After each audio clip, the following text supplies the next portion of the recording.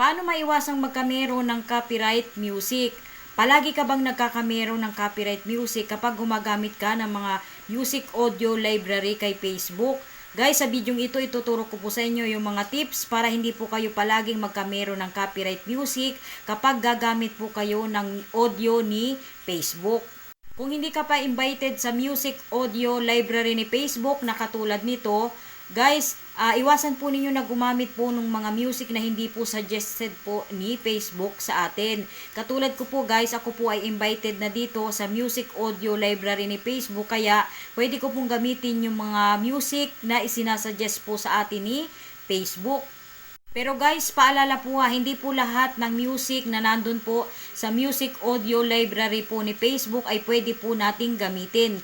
Kahit po guys yun ay nandun lang, meron pa rin po doon guys ng mga copyright. Kaya ingatan po ninyo na magamit po ninyo guys yung mga music po na merong copyright issue.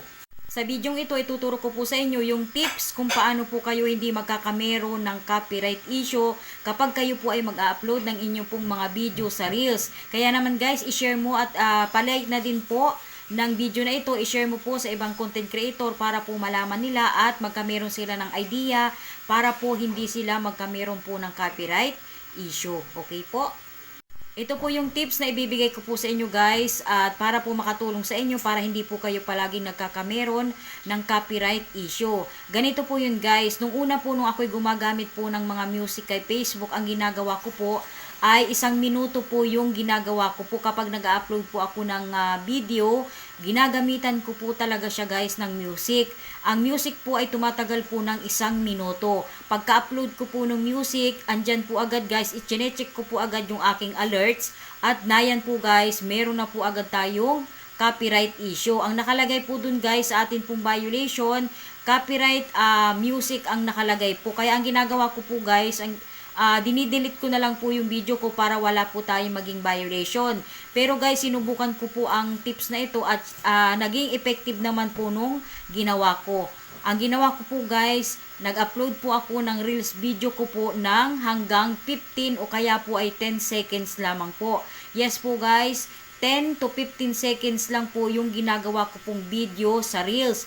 At ito po ay nilalagyan ko po ng music. At kapag nilagay ko na po yung music guys, nung Reels video ko po na tumatagal lamang po ng 10 to 15 seconds, hindi po ako nagkakamero ng copyright issue. Yung po guys yung technique na gusto ko pong sabihin sa inyo para hindi po kayo palaging makopyright. Kapag gagawa po kayo ng mga Reels video po ninyo guys, huwag niyo na po ninyong habaan yung inyo pong Reels video.